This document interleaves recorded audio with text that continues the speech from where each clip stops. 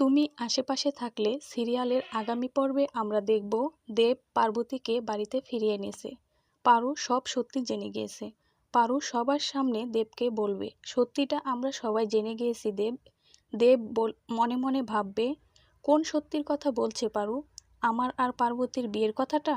পার্বতী ভাববে, মা আমার আর শহুরে বাবুর বিয়ের কথাটা বলে দিয়েছে।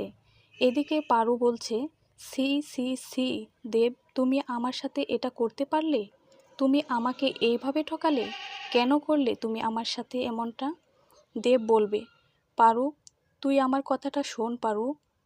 পারু বলবে, না আমি শুনতে চাই না, আমি তোমার কোনো কথা শুনতে চাই না। দেব বলবে, পারু আমি তোকে সবটা বলতে চেয়েছিলাম, কিন্তু সেটা তুই নিতে পারিসনি। পারু বলবে, তাতে কি হয়েছে দেব? মিথ্যের স্বর্গে বাস করার থেকে মরে যাওয়া অনেক ভালো। বলে পারু ভেঙে পড়বে। দেব জোরে চিৎকার করে বলবে, পারু।